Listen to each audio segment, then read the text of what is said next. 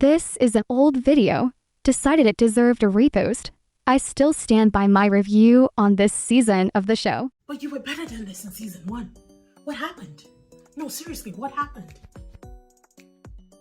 Hi DVDers, welcome to your channel. Today we're talking about Fate, the WINX Saga Season 2. Don't forget to like, subscribe, hit that notification bell. Now let's get into this review because there is blood in the water and it's about to be a shack attack. Do you wanna meet all my monsters? Think it's tough, I know they'll drive you bonkers. I don't wanna hold back anymore. I don't remember season 1 being this bad, and I don't know what happened. I really don't know where it all went wrong, but I was nitpicking at every single thing they were doing, from the stories to the acting to just everything, and it was all falling flat. And I think maybe I overhyped the series in my head, or maybe season 1 was just so fresh, new, and took me by surprise, and so I really loved it. And I had such high expectations for season 2, but it was such a beautiful, colossal letdown that it really did break my heart. So the girls are all back with the addition of Flora, who is a main character in the animated series, but for some reason was left out in this one. It was also nice to see some fresh blood and, you know, some new additions to the cast, and I thought that was good. Start with Stella, who is still obviously still in love with Sky, and also at the same time very jealous of Bloom right now. And from episode 1 to about 4 or 5, she's extremely jealous of Bloom's newfound popularity and about that. But then episode 6, I think, or 7 comes around, and all of a sudden she's fine with it. They're moving on, they're doing other things, and they don't even explain that or break it down, or why they chose to include it in the first 4 episodes was beyond me.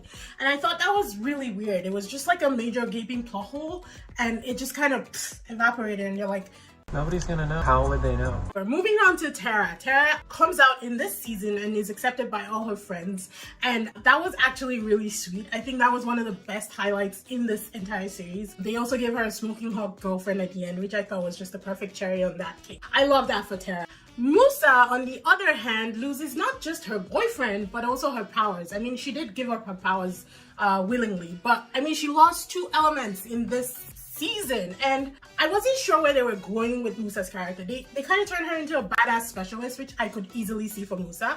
I thought that she should have been a specialist from the beginning as well as a mind fairy, but I am calling that there might be a Riven-Musa collaboration relationship in season 3 if they do get a season 3, and I'm not mad at it, to be honest. Riven is actually one of the best characters in this entire series, and it sucks balls that he is a supporting character and no one of the main characters. We get to see him a lot more in this, which I love, because I think he's also one of the stronger actors on this show. And then we come to Aisha, who was also given a boyfriend in this, and I have to say I like that for her. I think that Aisha is definitely one of the stronger characters in this series, especially this adaptation of it, and her having her first boyfriend was great. Turns out that he was working for the enemy and he totally decimates her heart, but I don't see that being the end of the relationship. I totally loved it for her, and I liked this guy. I don't know who the actor was, I've never seen him in anything, but I liked them and I liked their chemistry together. It worked well for me.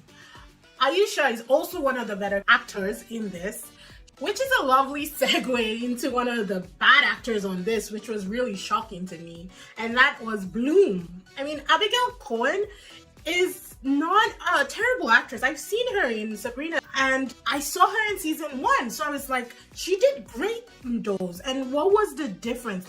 What shifted, you know? And I realized that in season 1, Bloom was a typical teenager, you know, angst, 16-year-old who's going through this phase of rebellion, and that was kind of her character in Sabrina as well, so I guess it was easy. But in season 2, she had to tap into emotions of rejection, you know, abandonment, guilt, just a lot more, and she didn't get it. No, she missed the mark completely. She was quite terrible in this, and every time she was on screen, I would look at her and I was like, but you were better than this in season 1. What happened? No, seriously, what happened? Girls all achieve transformation, which is not something that you can easily achieve, but they did in season 2 with the help of a temporarily resurrected Dowling. I mean, you're kidding me. And then don't get me started with the girls transforming during a fight with Sebastian. I mean, it's like, Hey, people are shooting at me. Wait, Let me put on my helmet. Who came up with this thing? Like, something that was supposed to give you chills just became comedic and laughable, and I was so pissed off because when Bloom got her powers in season 1, which was around, it was the same way. She was fighting the burned ones, and then she transformed and she was able to, you know, kill all the burned ones. It wasn't this laughable, and that's what I'm saying. I wonder if I was just so enthralled by how fresh it was in season 1, and so I built up this image in my head that let me down in season 2. Rosalind and Andreas are then killed off like common red shirts, and it made me question their involvement in the entire series in the first place.